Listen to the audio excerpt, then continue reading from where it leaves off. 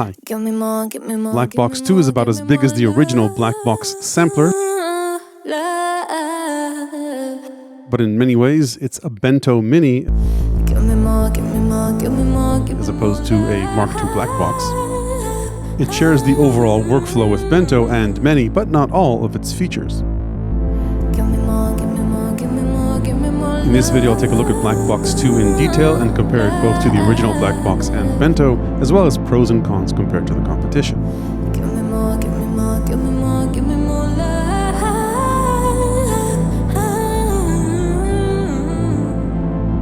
Before I start, a quick disclosure. 1010Music sent me this pre-production Blackbox 2 and a while back its siblings.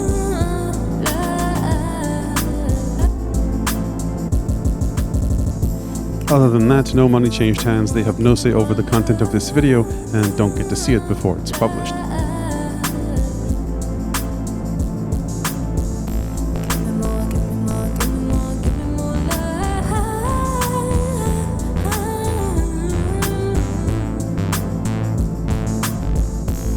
Okay, let's start with an overview. Blackbox 2 is a standalone 4-track sampler, sequencer, and performance effects instrument. Each of its 4 tracks can be one of 6 different track types. A multi-sample instrument type, which you can play melodically, either using the built-in touchscreen keyboard, a scale-based grid, or an external MIDI keyboard. As their name implies, these multi-sample type tracks or instruments can hold one or more samples for different pitch and velocity ranges. You can create these multi-samples on the device using a built-in auto sampler where you can sample either an external synth or a software plugin from your computer. You can also convert multi-samples, like those available on my Patreon, using the free Convert with Moss software. Then the second track type is a one-shot track type. These are typically used for drum kits, but you can use them for any set of 16 samples. There are a few built-in sets, and you can build your own. Once you load them, you can either play the samples individually using the touchscreen or an external MIDI controller, and like the multi-sample track, also sequence them. Then the third track type is a loop track. That's what I've been using quite a bit of in the intro. This lets you load up and play one or more of 16 loops.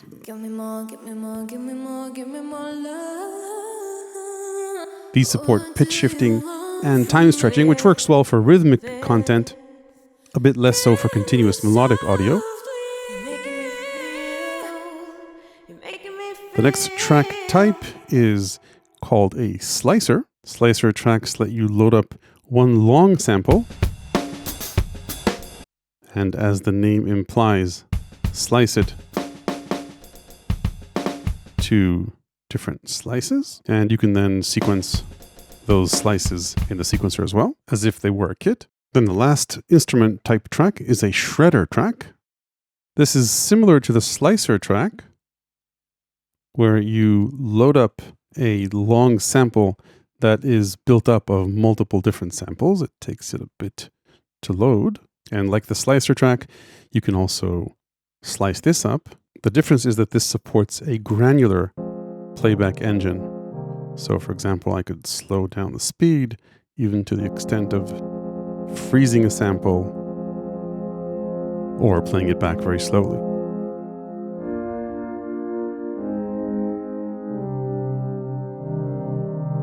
This unfortunately doesn't allow melodic granular playback, but you can adjust the overall playback pitch. Then the sixth and final track type is an external track. This lets you bring in external audio,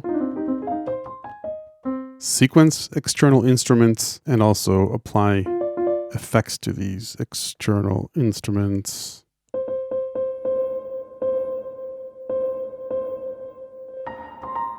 In comparison, Bento has all the instrument types that Blackbox 2 has, plus 2 more. A full-fledged granular melodic instrument. So say if we searched just for those and load up one. This is based on 1010Music's Lemon Drop granular synth. And you can have one instance or one track of this granular melodic instrument. And then Bento also has its own wavetable synth based on their Fireball module. Here too, let's pick something.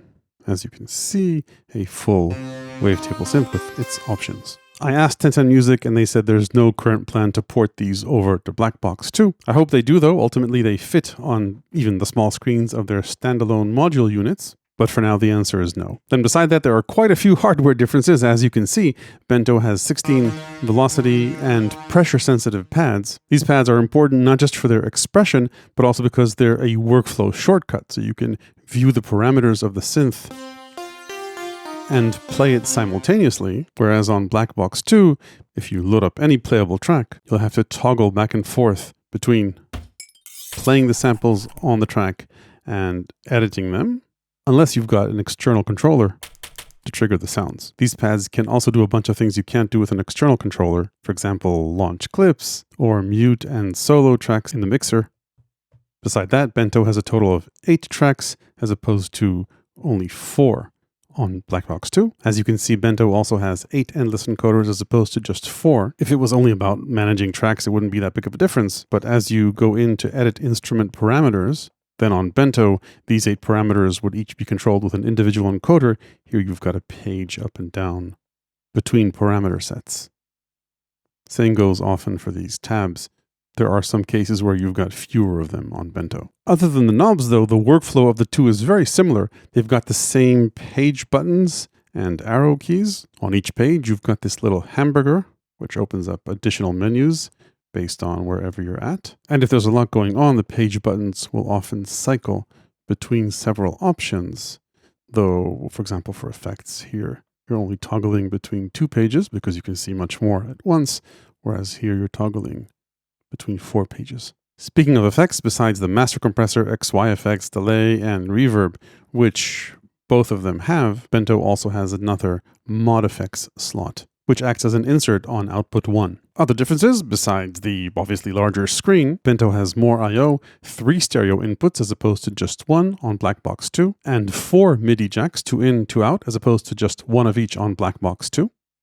Blackbox 2 does, though, have analog clock sync I/O, which Bento does not. The clock jack can act either as an input or as an output. It wasn't available to try out as of this beta firmware. Speaking of clock, by the way, both have an actual clock, which will apparently keep working as long as the battery doesn't run out. Speaking of which, both Blackbox 2 and Bento have a built-in rechargeable battery. Both have a USB-C device port for power, charging, MIDI back and forth, and audio back and forth. 2 channels or a stereo channel in and 3 stereo channels out. And both have a USB-C host port to hook up external MIDI devices, though at least as of the current firmware, it couldn't power a simple keyboard like this unless you also had external power plugged in. In terms of processing power, Bento and Blackbox 2 don't have the same processor, so don't expect everything from Bento to end up on Blackbox 2. For example, I'm told the reverb algorithm from Blackbox 2 is the one from the original as opposed to the one from Bento, at least as of the current firmware. By the way, this reverb isn't too shabby at all, but it doesn't have the same options and parameters as Bento. So where does all this leave the original Blackbox compared to Blackbox 2? Though from using it, it's pretty clear that many of the underlying technologies are shared, the original Blackbox has a very different workflow. The screen is a bit smaller but much lower resolution, which opens up a much more streamlined interface on Blackbox 2 with a lot more information at any given time. The concept of tracks is different on the original Blackbox. You've got 16 pads, so while theoretically it's kind of like only one track with 16 different samples, but that is not actually the case. Blackbox supports multi-samples. It also has a built-in multi-sampler, and once you load up a sample, you can also choose to loop that as a clip, to slice it as a slicer, and to play it melodically using the granular engine. The original Blackbox also has 16 sequences which you can bring in and out at will, with 4 subsequences for each sequence. So for certain things, this offers a bit more flexibility compared to 8 sequences or patterns per track here. But beyond that, Blackbox 2 excels over Blackbox in many, many ways. It has better scene and song management, more effects, better I/O, supporting both audio and MIDI over USB, and both kinds of TRS MIDI. And even though they both have 4 knobs, the arrangement here makes much more sense. Most of the time you're controlling 4 parameters at a time, as opposed to over here, where frequently you'd use one encoder to sort through a list and another to change a value, and the other two would do the same thing.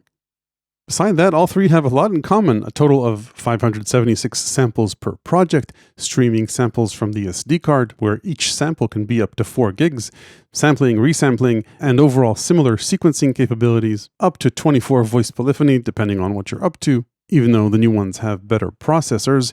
The screens on all three are multi-touch, so you can zoom in and out and scroll around the sequencer. All three are quite portable, even though the original Blackbox doesn't have a battery compared to these two. And I know Bento looks large here, but it's actually pretty portable as well. And all three need an SD card to run and have been tested by the company to work with 1 terabyte cards. The build of all three, by the way, feels very solid. The original Blackbox has a metal enclosure, and Bento and Blackbox 2 are plastic, but they're solid and light, and all the buttons and encoders feel really good and with excellent parameter control and response. Okay, let's dive in and take a look at what it takes to make music on Blackbox 2. The workflow, by the way, is pretty much identical to Bento. When you start up a new project, you'll be greeted with 4 empty tracks. There are a few project settings you can page through here, like scale, swing, tempo, and I think from pretty much every page you can tap these little meter numbers to also access these global parameters. Back to the tracks page, you double tap a track to either load up a patch based on one of the track or instrument types or instrument categories. These are factory patches, and I guess there are no guitars. You can preview them, and then either load the instrument into the track, in which case you can go ahead and play it. Tracks are assigned MIDI channels 1 through 4 by default. Besides loading a patch, you can also start a new empty one. So say, for example, a multi-sample. You can then choose which sample you want to load in. One-shots. Even though we're not supposed to play kits, let's do that. Turn on preview. Let's play this one. Load it. And then you can go ahead to either play that instrument on the keyboard or scale grid, or edit the instrument parameters. These parameters exist across a few pages. Once you've finished editing an instrument, by the way, you can save it as a patch. Let's call it dist kick. Save it here. Choose a category. Hit save. Takes a while for some reason. Maybe it's because this is a beta. Anyway, next time we want to load up a patch, we'll be able to scroll down to the user category and load up our kick. Each track has a few config options, including the MIDI channel it's listening to, which output it sends its audio to, and if you're going to sample into it, which input you're going to sample from, and you can sample from USB. Sampling, by the way, is very simple.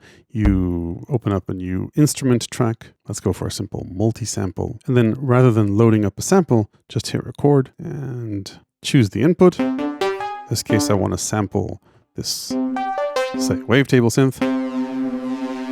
I could multi-sample it, by the way, if I connected these two via MIDI. But since I'm not going to multi-sample, let's just go for one note. And ideally match this to the note you're going to sample. Give myself some time. And there's no release time here. I'm guessing it's because of the beta. Let's go ahead and set a low threshold, turn threshold on, then hit record play. And I see threshold is off. So we'll have a gap, but let's keep going anyway. Play my note. Had we been multi-sampling, notes would have been triggered for us. My sample is here. And we're going to have to trim the quiet part in the beginning. You won't need to do this for automated multi-samples, by the way. We can set a loop point for multi-samples as well. If we wanted, let's just leave it like this and play this instrument. And I'll transpose it down because I set a wrong root note when I sampled it. As long as we're here on the multi-sample screen, let's maybe take a look at a few of its parameters. You tap the sample, by the way, to preview it. And I can loop the sample back and forth or forwards. Anyway, you've got a bunch of sound design parameters, including a filter with resonance and a high pass option. Very nice drive, I think.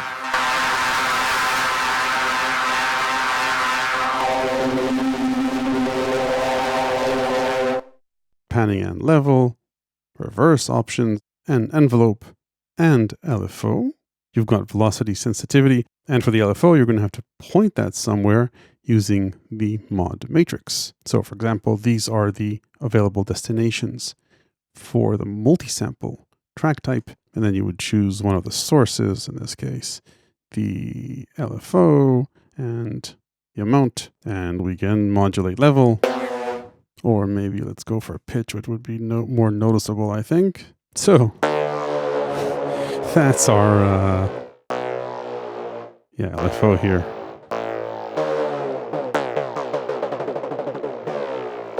I think we've got good competition for motor synth here.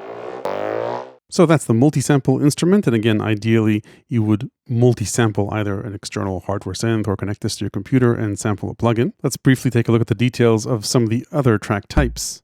Let's go for one-shots, which are the drum kits, and let's go for all.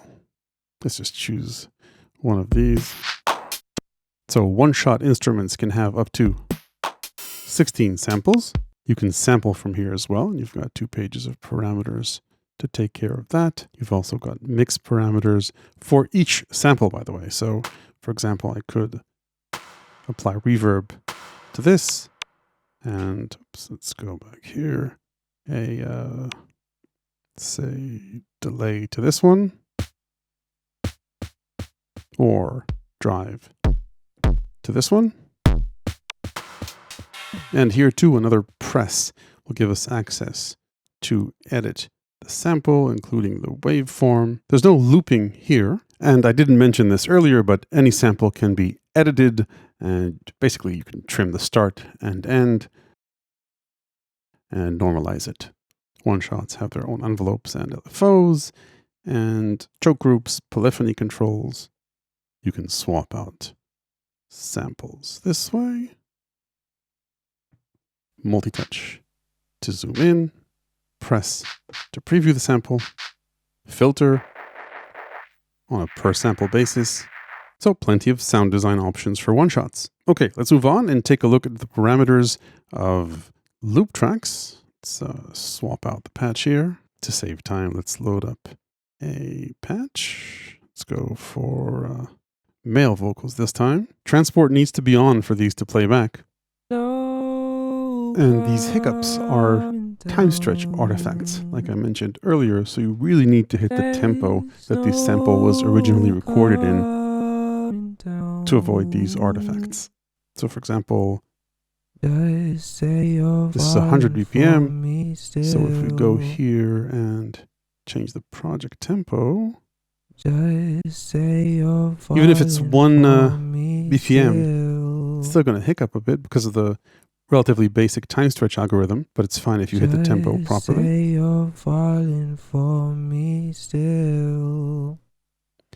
Same goes for pitch shifting. It's going to start these hiccups for melodic samples. And same goes for pitching down. There's no re-pitch option, which automatically changes the pitch of the sample to fit the tempo. So it's only this time stretch algorithm, which, like I mentioned, isn't that great for melodic samples, but it does work well for beats. So let's maybe load up this and hit play here. So these are 78 BPM drums. And let's mess with the tempo a bit. So the way this works is that it doesn't let you go too far up or down in the tempo. If you try and time stretch too much or too little, at some point it'll reset to a multiple.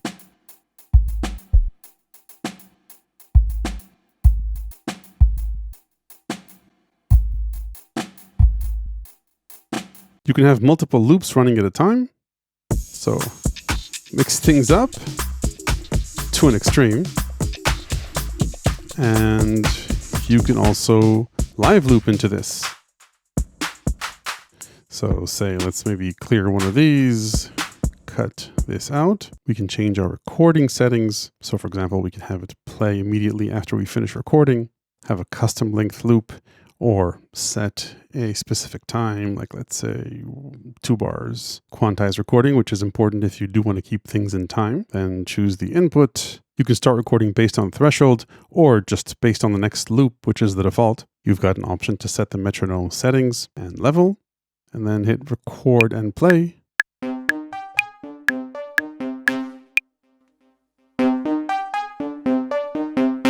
The reverb tail is chopped at the end of the loop because there's no overdub here.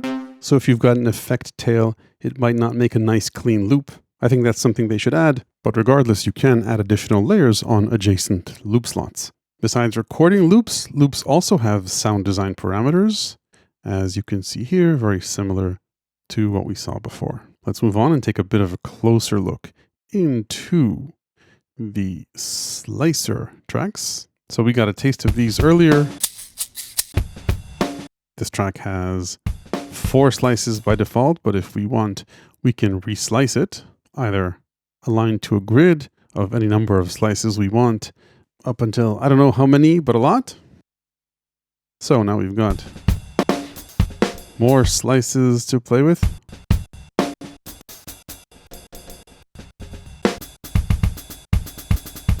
And these can be sequenced. As you can see, parameters are global for all the slices. Besides slicing samples according to a grid, you can also scan based on transient thresholds. So this will sound better here. We've got fewer slices, but it's more precise. And besides auto slicing, you can also zoom in and add slice points or delete them. And you add and delete slices based on this central pointer position. So add and delete. Let's load up a different sample. This sample here, this piano grid, is something that I created using my self-promotion alert 16-pad auto sampler. This lets you program chords and then automatically auto samples those chords into one sample that's 16 equal slices long. And in this case, you've basically built yourself a chord bank. So that's, I think, pretty much it for the slicer instrument. And then we already took a look at the shredder instrument. Let's load the same chords, but I think we covered this earlier. Takes a while to render the waveform. Anyway, once you split this up, like the slicer, you can tap on different sections of the sample to preview them. Then you can edit the granular playback of each of these I already mentioned. You can freeze a note if you want, increase grain size and density for a smoother sound, add a bit of jitter, pitch shift.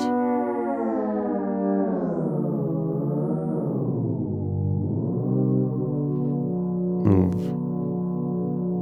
forwards. Can you move backwards? No. This could be, by the way, a good time stretch option. And this has the same modulation options as the others. It would be nice to see position as a mod destination here, by the way. Okay, let's move on and talk about sequencing. Let's load up a instrument to start with, a multi. Let's go for this E-piano. Anyway, you can sequence by simply playing live into a pattern. So, or you can take a look at the grid and just add steps into the grid.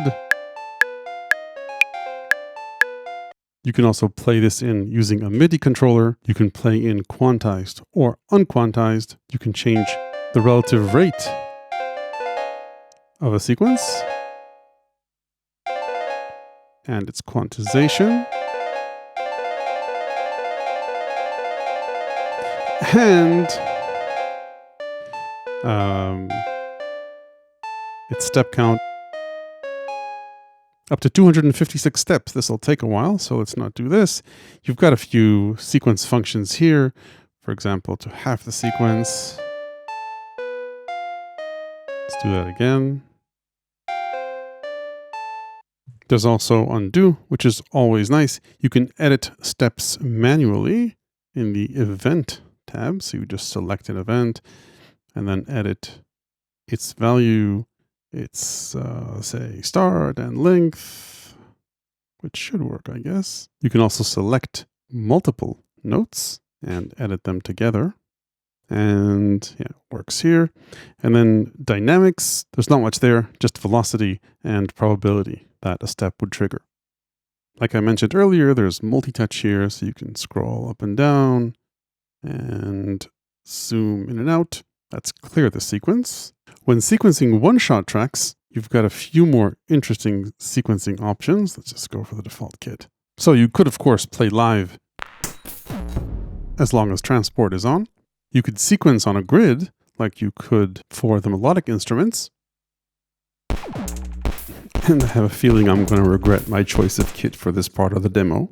Anyway, in terms of sequencing, there's a more interesting option, which is this TR style step sequencer. So you just choose where it is you want to sequence. And yeah, that's a bit, let's filter this. Okay. Anyway, so that's that, and we can choose a different piece. And it would be nice if they had names here. So let's go ahead and sequence the obligatory 16 hi-hats with what this kit has to offer.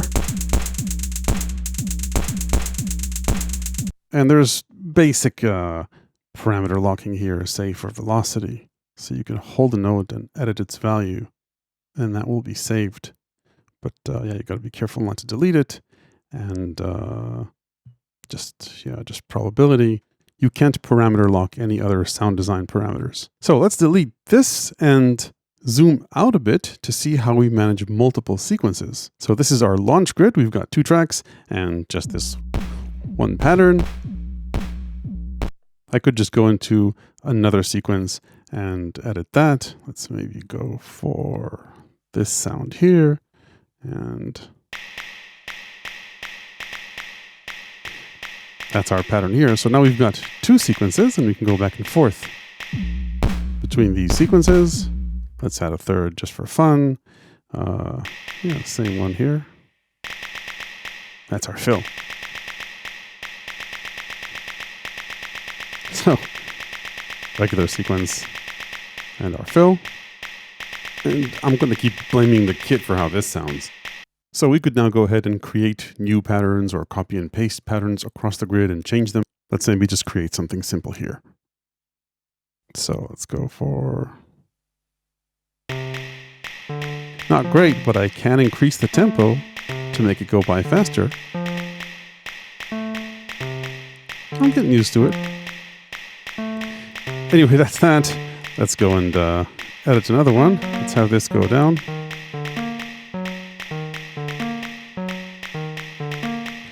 So that's our 2 sequences. And we go back to our original drum sequence.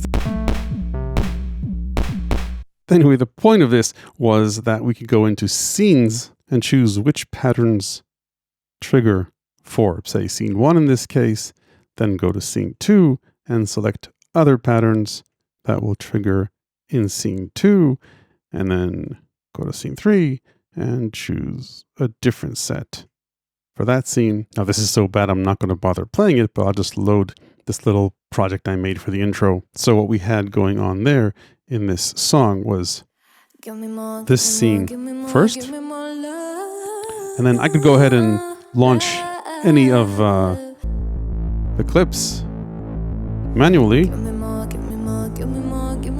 or just jump to a different scene in the song. And of course I don't need to stay on this page. I can hop around to anywhere else and apply effects or do anything else. And go ahead to the next scene.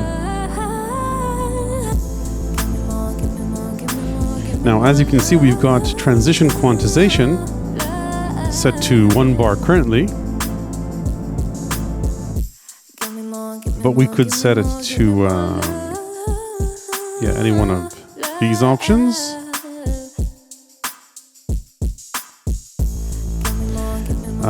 And we could have a scene repeat any number of times. Yeah, we're here in this case, but say I have this scene repeat twice, this only once, and then it would move through this progression if we turn on song mode. I'm not going to have you wait for that, but yeah, that's how that works. We can also hold a scene. Whoops. There we go. So that even if we're in a song, it won't move forward to the next one as long as scene hold is on. It'll just keep repeating even though it's set to 1x here. And then, yeah, it'll move forward when this scene ends. Now, one interesting limitation and a way to overcome it here, as you can see, per track, we only see 8 sequences. But for loop tracks, we actually have 16 loops in these tracks. By default, we only see loops 1 through 8. So if we go to the launch screen or the scene screen, we'll only see 8 loops at a time. We can overcome this limitation, as well as the limitation that by default, you can only choose 1 loop at a time. The way to kill these 2 birds with 1 stone is to go into the sequence page. You can't sequence loops, but you can select multiple loops. And when you've chosen more than 1 loop, what you'll see on the launch page is this little plus here. So here I've selected these loops, and here with this little plus, I've selected these 2 loops. So this allows us to launch more than 1 loop and to launch loops from the bottom row. So to summarize the song making situation, launch lets you choose one of 8 loops or 8 sequences, unless you bunch loops together. Scene lets you select which loops and sequences are triggered in that particular scene, and song lets you move through scenes manually or play them one after the other in song mode. Let's move on and take a look at the mixer. It's got 2 parameter rows. This lets you control the level of the different outputs, and this, the levels, pan, delay, and reverb sends for the 4 tracks. So I'm controlling level now, panning, delay send, reverb send. There's no EQ or compressor per track, just global ones. And we can solo tracks or mute tracks. And the mixer with another tap also lets us control the compressor. There's no sidechain here, so there I snuck in another feature request.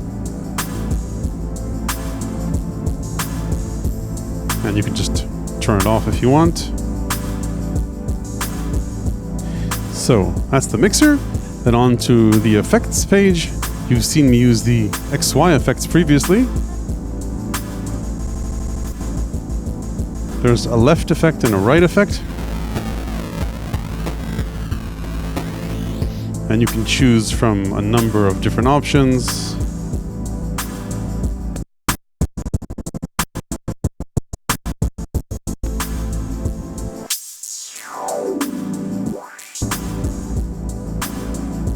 Yeah, just that. We can hold an effect.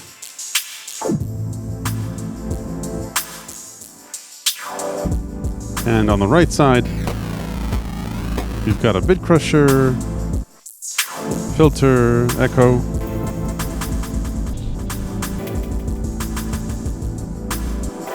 High pass filter, echo.